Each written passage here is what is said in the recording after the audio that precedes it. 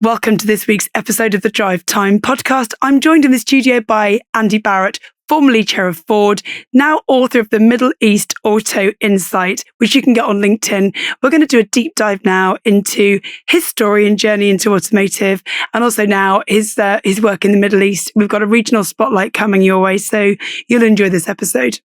Andy, welcome so much to the Drivetime Podcast. Thank you, Jacqui, and it's great to be here. Now, I met you properly because I stalked you on LinkedIn about a year ago and said I didn't realise that you were doing stuff in the Middle East, but we invited you to be a panellist at an event with us a year ago. And I just wanted to kind of capture some of your story about, you've been in the automotive industry for a really long time. You've done some incredible jobs, but if you can just give a background of who you are and where you've worked, Andy, that would be great for listeners to hear your story. Okay. Well, I have a very unique past because I actually started at Ford as a finance apprentice and ended up as the CEO and for a while as chairman as well. Yeah, I know. So no one's ever done that journey before and will probably never do it again. Yeah. After a long period of time at Ford, I decided it was time for a change. I was very fortunate to join Alpha Tame, where I ran Toyota and Lexus, and we did an incredible job of scaling that business to levels that no one believed were achievable. Decided then to go and do some Chinese startups because I just want to explore and do things that are new. Did some Chinese startups in Dubai, very interesting. After that, jumped across to Kuwait. I just fancied a cultural change. I didn't realize how big a change it would be, but it was really good working for a Kia and a Chang'an business there with some trucks and other things. And then since then, I've been doing some freelance work and I've been in some very interesting places this year, including Baghdad and the West Bank of Palestine. So really interesting places and a really interesting journey. You started out, you mentioned as a finance apprentice at Ford. And I know Ford have always had, most people start their career, if you're in an OEM, a lot of people have been through the Ford training and then sort of move around different sort of brands. But just talk about your journey at Ford, because that's a really incredible career story from finance apprentice to CEO. Just, talk about that. Tell me. Well, I joined Ford because, everyone told me they're fantastic for training. I'd actually done a year at the Bank of England before that. So it was an interesting journey to go into a plant location. You turn up at 5 o'clock in the morning and have to dip the petrol tanks as part of a physical audit. So all the hard yards, but fortunately got into a sales and marketing data role. I love numbers. They are the thing I love most. So did that, ended up in a sales role, which was always a natural passion of mine. I didn't realize how much of a passion it was. And then that accelerated me through brand launches, marketing roles, used car remarketing into after sales and then sales director and then chairman and CEO. So a really interesting long journey, some real highlights along the way, going off to meet the Queen and the Prime Minister and working with people like Nigel Mansell and all those kind of people along the way. Yeah. And we all have stories like that when you've had a long career. Yeah. And I was very fortunate to have that. But in all honesty, the bit that I've done since Ford has been more exciting. Working in that Middle East market is much more exciting than anything anyone could ever imagine. The reason that I wanted to get you on today was to talk about the work you're doing in the Middle East. You've actually now launched a LinkedIn publication, which I follow. So and you do these kind of regional updates, which is great. You're very well connected. But in terms of innovation and rapid innovation and investment in infrastructure, that market is incredibly exciting. So just when you said you went to work for Alpha Tame and then with Toyota Lexus, and how did you said the growth was beyond anyone's expectations. So what were the strategies that you used there? A lot of it was kind of a challenge to kind of bring it back to basics, first of all. The Middle East is big and, the margins and spend is different profile from Europe, anything you see in Europe. But the level of sophistication wasn't there. It's very hard to remind yourself sometimes just how good the UK is in terms of sophistication, digital capability, CRM, all the things, and first plug of the day for Keyloop that you support and that you drive. Yeah. And when you get to a market where that doesn't exist and you're trying to build basics, and it was as crazy as one branch from another and they're fighting each other for the same customer, where you've got to draw the line in the sand and start again and just putting those, what I would always call brilliant basics back into place. Yeah.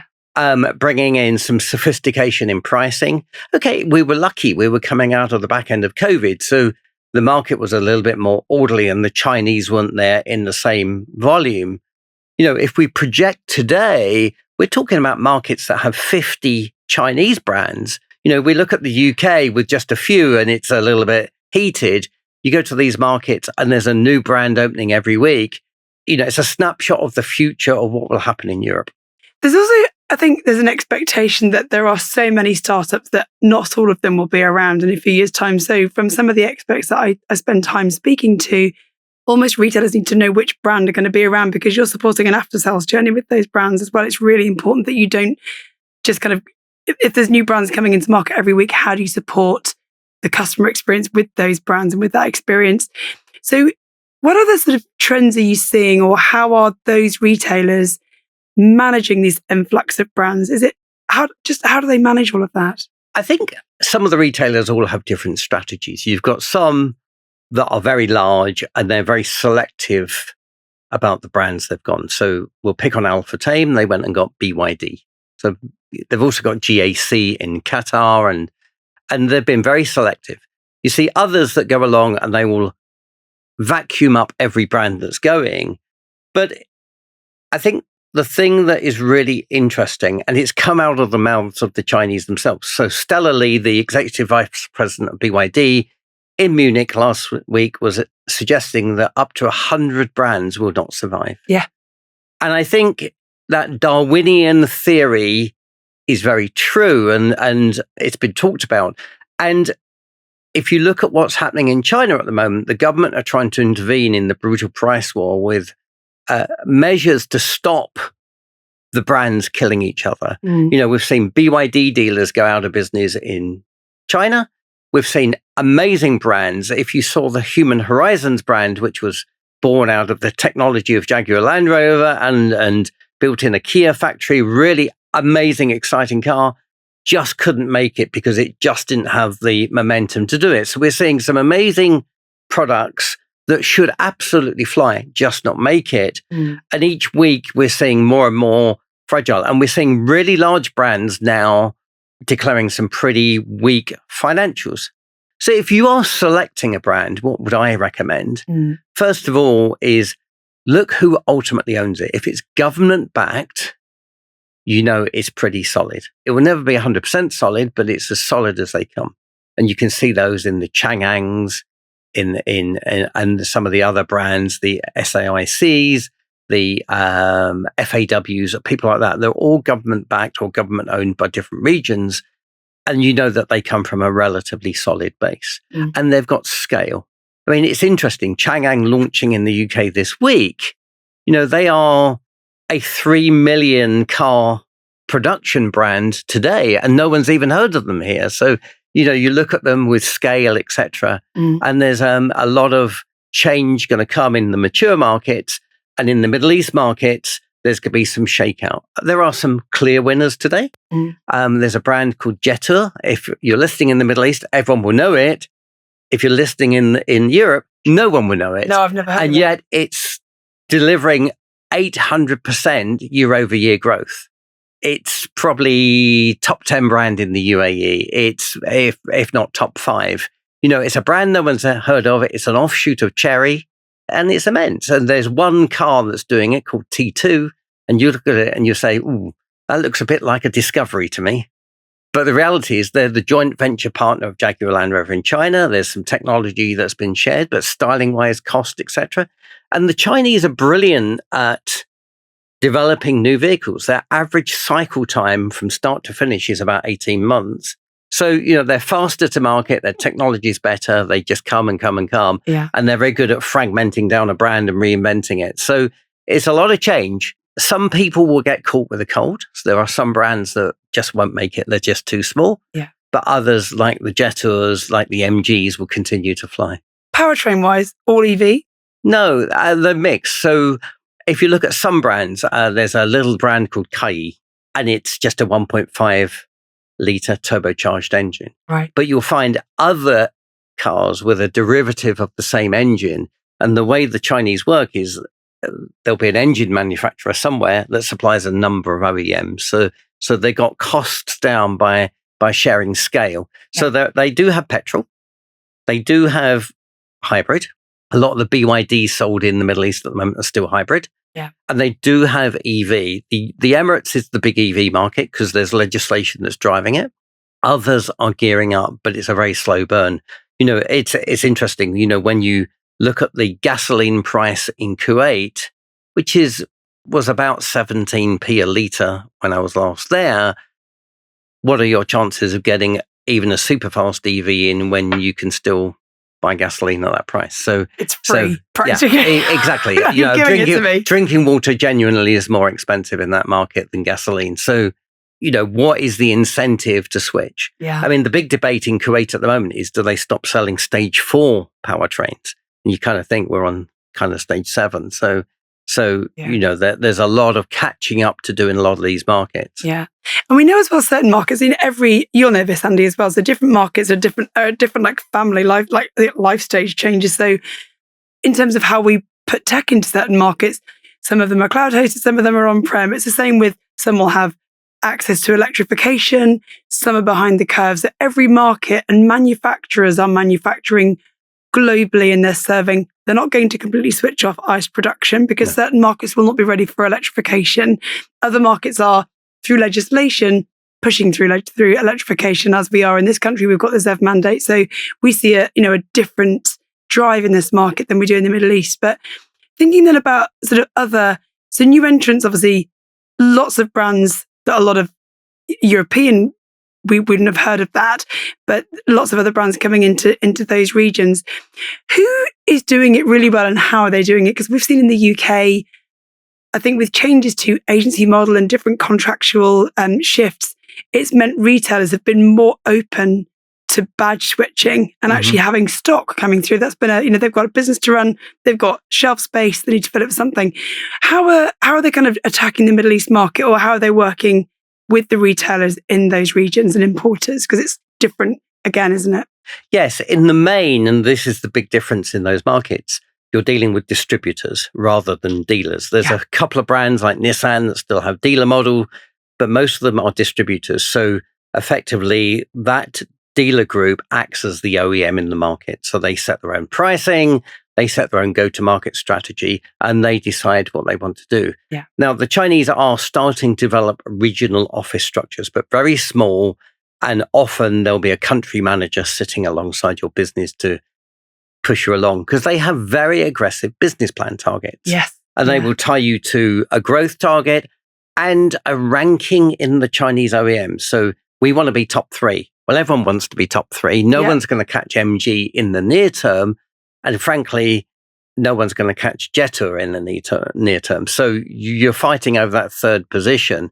And that's where the price war is coming in. If you're in Geely, Chery, Chang'an, whatever, you're slugging it out for that third place position. And it's quite brutal. The model is slightly different. They're still on a wholesale model, which is something that if I went back in my Ford career 30 years, that was the way Ford operated. They would push volume into the sausage machine. Hopefully it spits sausages out the other side. And sometimes it does, sometimes it doesn't. But what it does do is something which is creative tension. And that creative tension is what makes the dealer a dealer. And it makes them really good because they know that there's always cars coming at them. They've got to sell them and they will work out clever ways of doing it. Yeah. And that's why OEMs can never be dealers. You've got the likes of Li Auto. Li Auto produce amazing, amazing cars. Another Chinese brand no one's really heard of yet. They're still experimenting with a direct sales model. I don't see that working. They will need dealers. Yeah. So you need a dealer in there, but then you need a dealer with sophistication. And that sophistication at the moment is lacking a little bit. The Middle East has been very easy. It's been more customers than cars. People, if you were in a Toyota business, you were order taking. You had a queue at your desk. If you're not buying, I won't waste my time. Next. And I've seen that with my own eyes. Today, they are even fighting for their customers, and they've had a bit of a shock to the system. Margins are under pressure. Volumes are under pressure. They're fighting for it.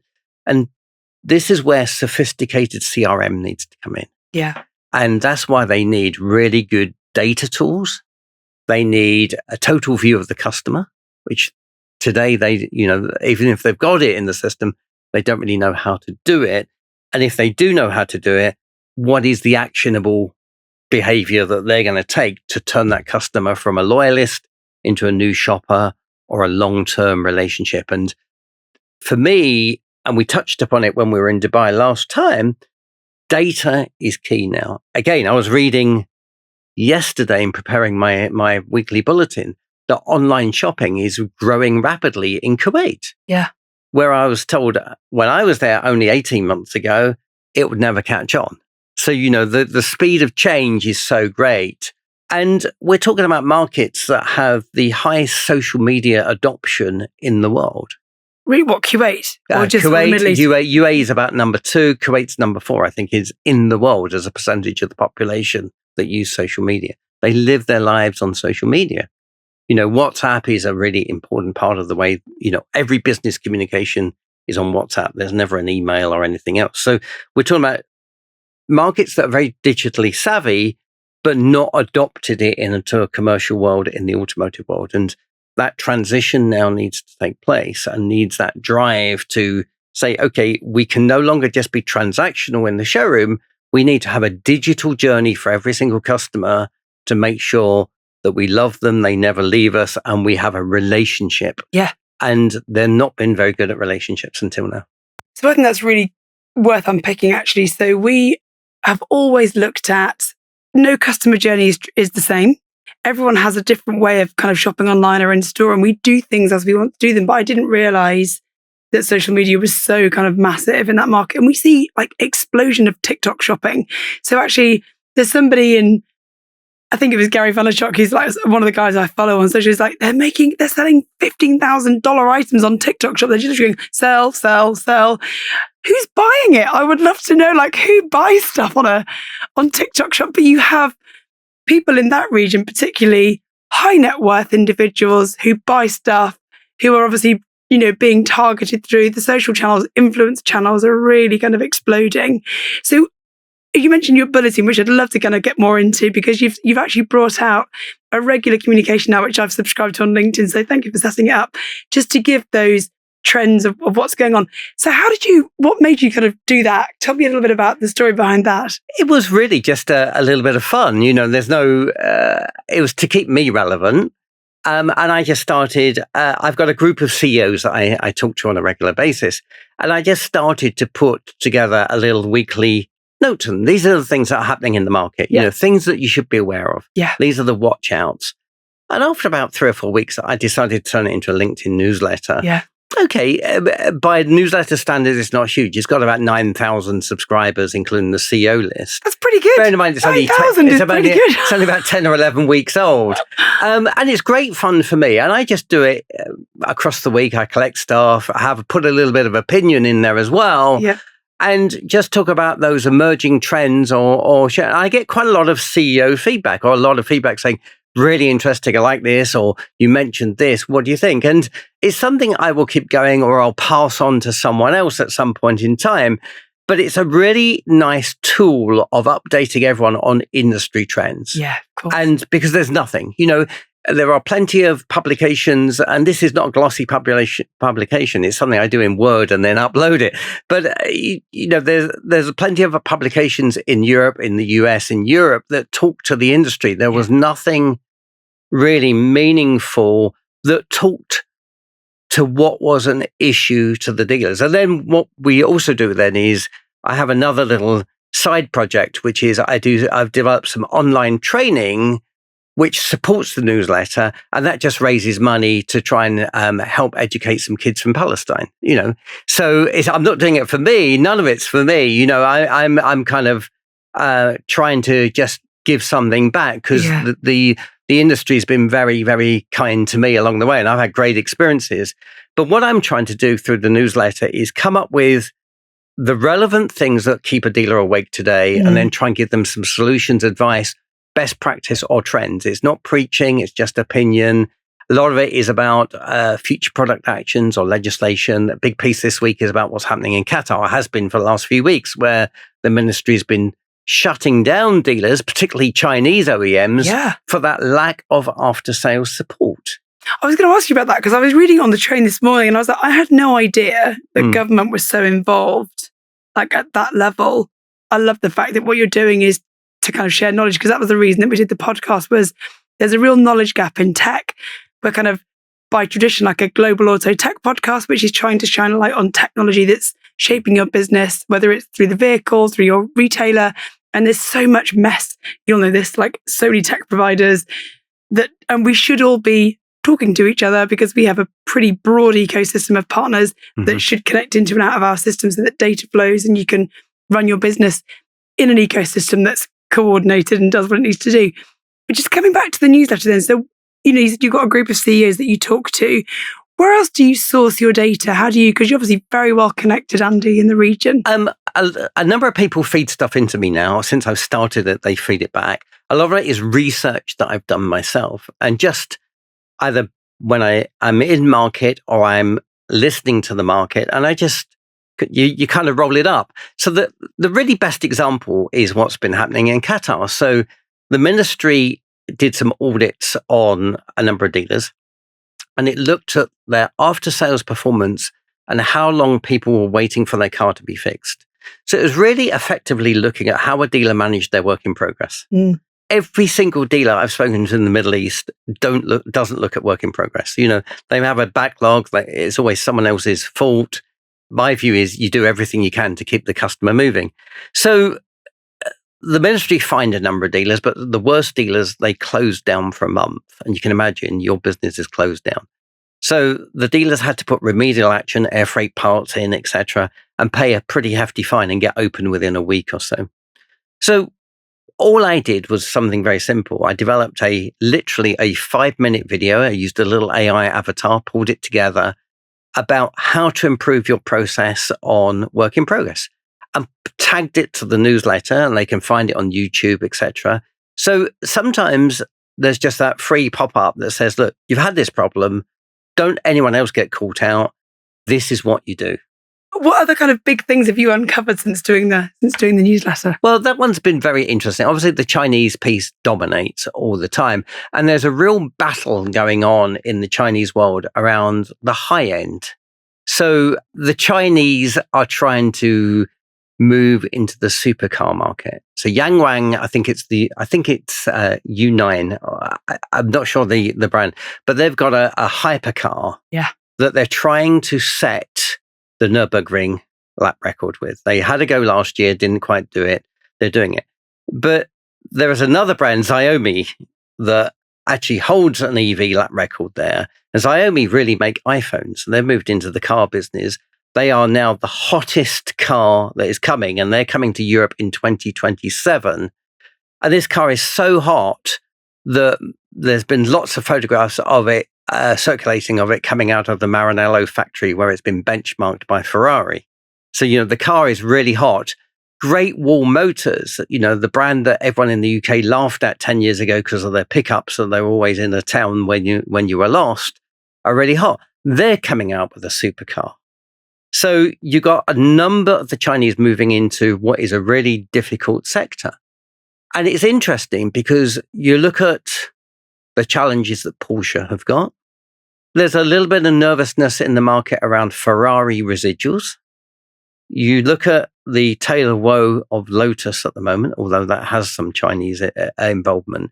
And you kind of think, is this supercar market now ready for a shake-up? Is it about performance, or is it about brands, or is it about the car you always promised yourself? I think it's always about the latter. If you want a Ferrari, you'll always have a Ferrari. It doesn't have to be the fastest. It's a Ferrari. Yeah. Or it's a 911 Porsche or whatever. But the Chinese are going to the holy grail of cars and they're going to challenge. So you're seeing this emerging trend about super performance, but they also believe that they can create a much more of a brand umbrella by setting the lap record at the Nordschleife or whatever. So really interesting as they dip into conventional pieces. Yeah. And then the third thing that's happening is commercial vehicles. Oh, interesting. So most people don't talk about commercial vehicles. I absolutely adore them. They're the what keeps, in the UK when I was at Ford, Transit kept the UK moving. I remember the advert. It was the backbone of Bristol because I worked in fleet at the time. We had fleet news. You had the back page every week. So Ford were my client. So I worked really closely with the fleet team there and the commercial vehicle team there. And there was just like a lot of money invested in actually nurturing a customer through from Fiesta right the way through. There was a huge amount of money invested in customer data. Ford magazine. There was just, Ford got it right, I think, at that moment. They were by far the biggest manufacturer in the UK in terms of volume sales, but the transit, and actually now we see them moving more into that kind of commercial vehicle space and away from passenger car, actually. So, yeah, sorry, keep going about that. So you look at commercial vehicles and you look at the Middle East and, they are basically a white box on wheels, or actually a pickup truck with wrought iron side extensions to carry lots of stuff. It's not a very sophisticated market. But as people move much more into online shopping, they're moving a lot more electronics, pharmaceuticals, and food products. They need refrigeration. And there's 3 levels of refrigeration, from frozen, kind of chilled, and ambient. It depends on what you're carrying. So there's that requirement. But what you're seeing now is, a dominance of Toyota and a little bit of Nissan being diluted. You've seen the massive organization of Jameel, and Jameel are a huge, they're enforcing Verizon in the UK, aren't they, Jameel? Exactly. Yeah, I saw that. So their refrigerated van, we opened it and it was like a blast of cold air. Exactly. And Verizon is the commercial arm of Geely. Yes. So you got that, if their trucks come, they're again another level. Their buses are already another level. So you're getting Verizon, you've got Carry, which is the Chery commercial vehicle brand. You've got more and more all starting to shape up. So you're going to see an explosion of choice, not just in the Middle East, but also in Europe, of different vehicles, all challenging Transit, all challenging VW, all challenging Mercedes for what is a share of a very attractive market. But what you will see again in the Middle East is that that choice starts to increase. And electric vans in the Middle East will work really well. The temperatures get pretty hot. Kuwait can often be the hottest place on earth. And in fact, as a sideline, when I was there, we actually did the hot weather testing for Chang'an that they've just launched in the UK today. So we had them for 6 weeks running around in 50 degrees, and they are fantastic. But what you'll see with the commercial vehicles is a lot of it is last mile delivery. So you will get a lot more electric vans running around downtown Dubai or Abu Dhabi or Jeddah or Riyadh or Doha or wherever it is, doing those deliveries. So that market is going to change. And the legacy brands will get caught behind because they're not quite ready yet. Yeah. And that's really interesting. So coming back to your point earlier about social media, growth of online shopping, you see the logistics businesses are really, and like Amazon will buy, there was like new electric vans coming out, they'll buy 1,000 of them. Yeah. Because logistics, there was a piece of work done years ago we're looking at, and it was all about final mile. You can Google it and you can look at all of the work that was done by Amazon in final mile, and looking at that, it's like, how do you kind of optimize speed by which you get your stuff? I never thought I'd be buying stuff I'd buy from Amazon Buy too, because it's so convenient. It really is. And I've just got a really busy life. So I never buy dog food at a supermarket. The big bag gets delivered to my house whenever I need it. It's there the next day. So and that's key, because what we see now is people value convenience, and the price almost is secondary. And in these markets, even more so, convenience is everything. And your example is absolutely perfect, Jacqui, in terms of, I know. We're time poor. We're not, I think in the UK, we're a little bit cash poor, but we're time poor more than anything else. So that convenience of buying online and getting it delivered is everything. And, I'm pretty sure that there are many people in the Middle East that never cook because food delivery is so easy. You order on your phone and it's there in 10 minutes. I know. We do get, I've spent a little bit of time, nowhere near as much as you. I've been there for our event. So I spend like a few days at a time when I'm in the Middle East. So I don't spend a long time there. And I'm a big home cook. So I kind of like having food brought into me is something very alien. But you've covered so much really interesting data there that you're extracting from various sources. How is the region coping with all of this change at such a pace? And who's doing it well? There are a few that are doing it well. We talked about Jameel as an organization. Their bedrock of their business has been Toyota and Lexus in Saudi. They've got an operation in Japan. They've got a Chinese operation that, they've had operations in the UK in the past, but they've got scale and they've got infrastructure. Yeah. Alpha Tame, again, are the biggest in the Emirates. They've got a number of brands from Toyota, Lexus, Volvo, Chrysler, Dodge, through to BYD now, etc. And they are doing it relatively well. But I think the biggest single challenge they've got now is talent. It's easy to operate in a market where you're taking orders and it's transactional, but we don't want transactional people. We need strategic thinkers. Yes, we need people that are thinking not about today, but about what's 18 coming months, next? 2 years time. What is it? What's my data strategy? How am I going to go to market? The amount of dealers that I've spoken to have said, look, Ramadan comes around every year. In some markets, Ramadan is crazy in terms of shopping. It's quiet during the day as people fast. They get past iftar. And, in the Emirates, the showroom will still be open at 2:00 in the morning and people buying. It's absolutely crazy. But it's like it's a surprise every year. And what we need are strategic thinkers that plan the stock 6 months out. What are the offers, etc.? What is the campaign? I've been in businesses where they're changing their offers halfway through Ramadan because they're not working and wondering why the showroom's empty. So we need strategic talent. And the problem that what we've got is the talent move in the Middle East at the moment is very stale, and it needs a really big shake-up to get some really smart, bright thinkers coming in that are prepared to make that strategic change, act like a retailer, think strategically about data, about the digital journey of the customer, about how they digitize the business and take the friction out of the business, because that after sales piece is a different department that I never go near, or likewise that sales department is never the twain shall meet. And actually what they've got to look at is the customer journey holistically and start to build that ecosystem that really looks after the customer. And that's where the IT solution has to come in and become the enabler. And what was really interesting, and I'll plug back to the conference that I attended for Keyloop in Dubai, and one of my fellow panel guests, I spoke to her and said, what have you done to digitize your business? Yeah. And she said, it's very simple. We just implemented Keyloop as it was designed to be used, and it changed everything. I think that's the one thing, because obviously, and thank you so much, because it's thank you for saying that, because actually for me, a customer is a customer is a customer. Why are we still seeing silos in businesses? And the big challenge, Andy, I think, is it's not the tech, it's the change management. People have got to stop printing things out and handwriting them and then scanning them back in. Just use the tech you've got. Stop buying tech that fixes a problem you don't have. Use what you've got, adopt what you've got, and stop paying licenses for things you don't need.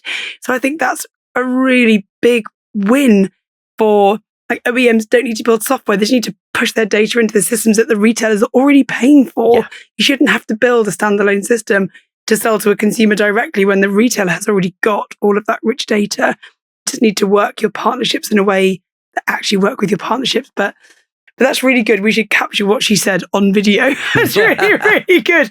Do what she says. And you mentioned something there that's really surprising, that there is a skill, like a staleness around skill in the Middle East. Why? You'd think it was really innovative in that market. No, it's not. And part of it is change is difficult. And I don't mean that in a derogatory way. Change is difficult. It's very easy to maintain the status quo, but actually, if you become the change, you can really take that leap forward. And when management is static, seeing management 30 years in place, there's never going to be that new thinking. And you look at any business that's full of innovation and growth and energy, it's because there are people moving in and out all the time. And those people bring new ideas. They exit with great experiences and take that somewhere else. And you need that tide of talent change. You should have, 7-8% staff turnover every year to keep that richness of diversity of thought. Yeah. I'll give you a great example, and I won't name the business. They have a CRM team, but it's really a call center. The call center takes 400 calls a day and sends 400 emails out to people in the organization to action, where the system should be able to do that for them. So those people all receiving 400 emails, they're churning their way through the system and then answering it. And it's like a cottage industry within the business, not a very big business that's just managing emails all day. Likewise, they decided that what they needed to do was go and get a bot. Yeah. So they got a bot. The bot worked relatively well, and all the data was stored on a stick. So when the stick got full, what did they do? They just wiped the stick clean and did nothing with the data. So the big change they've got to do is start to value customer data. And every single piece of data has a signal in it. There's a signal of this is a customer who's very happy, this customer is very unhappy, this customer in distress, this one's got a buying signal, this one just needs a little bit of a TLC. It doesn't matter what it is. And having that vision around all these inputs that they're getting, whether they use AI or whatever to manage that inflow, it doesn't matter what the solution is at this level because that's your part. But take all these inputs and turn it into actionable data. You would have had, I can imagine, I don't know how many spreadsheets you would have seen in terms of the data of, and Ford were very good at forecasting vehicle sales. The dealers were giving you data every week. Like by the end of a quarter, you knew exactly where you were, what models you were going to sell, by when, by how much.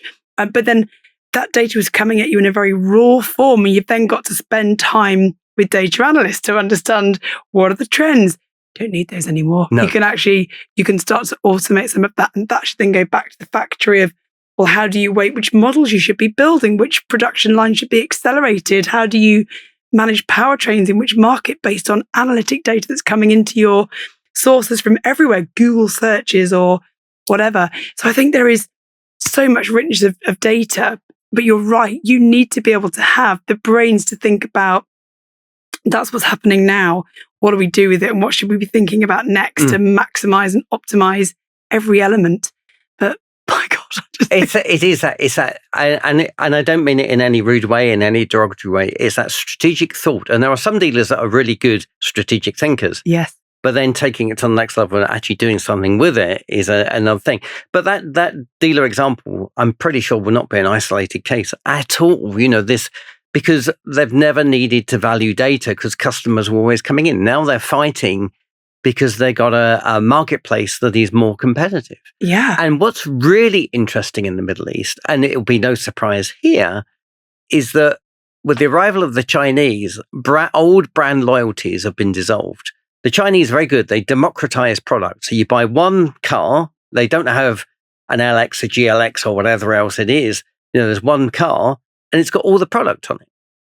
Every bell, every whistle, it's got an amazing leather interior, the best air conditioning, everything that you want. And they have one model, and that's it. You choose the color, and they're very good at democratizing that. So they've challenged every single thing. It's a real paradigm shift in car retailing and car supply. And if you're a legacy brand, you've really got to, if you don't have a strategic plan, you're already too late. You kind of got to be chasing that down there.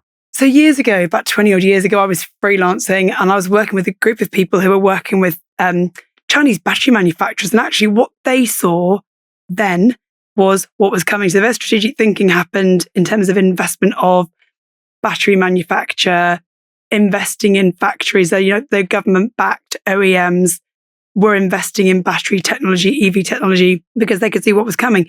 Their investment in clean air, sustainability, renewable energy is probably 65 billion is being invested across China in renewables. Then you've got America who are kind of in denial.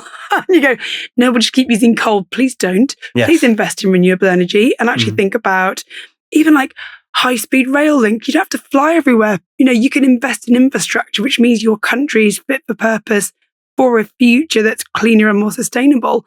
And actually population is shrinking. So the strategic thinking doesn't just need to be about like house building.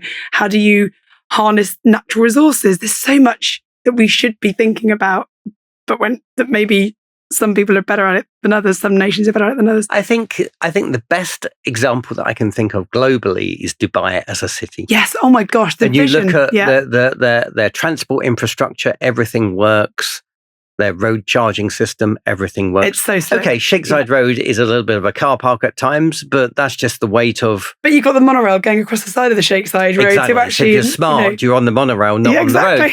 But that is a city that truly knows what it's doing. Yes. And is so far ahead of anyone else in terms of strategic thinking. They will have flying taxis. We know they will. They're building the taxi ports at the moment, and there are 4 there. It's no surprise that the UAE is the second largest investor globally in AI.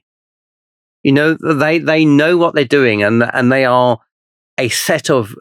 You meet the government ministers, they're all very young, they're all visionary, they're all strategic thinkers, they're really good. And if you could take that energy, that level of thought, diversity of thought, everything else, and apply it to our industry, I think, it'd be incredible. It'd be incredible. We are still kind of sitting on the same business model at the moment. I think we should cover this in the gear change episode, but actually what I see, Andy, and this is like no disrespect to the industry, but we move managers from one brand to another. We don't get new energy in. Yeah. How do we do that? I mean, how can we stop just doing what we've always done and moving managers from one or directors from one brand to another, but just get some new people in, just get some either hire outside of industry or just bring in talent? What can we do to really encourage that? I think the problem is that we're risk adverse as recruiters. And, I talk to lots of recruiters in the businesses because often they're looking for a reference or a recommendation of someone. And I will say to them, what is it that you're really looking for? Why don't you think outside the hiring manager doesn't, because they want that comfort of someone who's going to come in and keep the machine running today. Or, and this is being a little bit more controversial, that deep level of insecurity because no one wants to go home. They go to the Middle East. They don't want to go home because often they're providing for the family at home. They're doing it for all the right reasons. And they don't want to lose that opportunity. So the threat that someone could come in and challenge them intellectually is always a little bit more of a challenge. And as a result, no one is really making that leap. So I don't see anyone with outstanding data scientists. I would hire one today, do nothing else, get a really great data scientist, get the best digital marketer that you can get because it's so social media heavy. And every time someone's recruiting a marketing manager, they've got to be in the industry. No, get someone from fashion, get someone from retail, get someone cosmetics. It doesn't matter. Someone who's, the best example, there's a small business in Dubai. They're called Legend Motors. I'll give them a name plug. Yeah. They're owned by a Chinese husband and wife, and they are traders. They're import-export, but they have a number of Chinese brands. They live on TikTok. Their showroom is almost doing a live feed constantly, and they sell on TikTok. The point that you made, and I've seen it with my own eyes. I remember them selling a very expensive Porsche over TikTok. The lady came in, paid however much it was in cash. They shrink wrapped it and it went to the port within the 2 hours. It was kind of an extraordinary thing of the speed of transaction. But the fact is that they are that agile. And everyone talks about agile. The reality is, unless you get the people that are going to come in from the outside and say, I don't care about your rules today. Let's look at the rules of the customer and the way that they operate. And let's change what we do. And if you start to change the rules, you'll speed up your business. You'll require less working capital, whatever it is, because you're turning stock quicker. It doesn't matter. Yeah. It was interesting, in the newsletter this week, I referenced stock turn in the US, and the average days are 77 days to stock turn. That's 2.5 months supply. Because the point was, how much stock should you be carrying?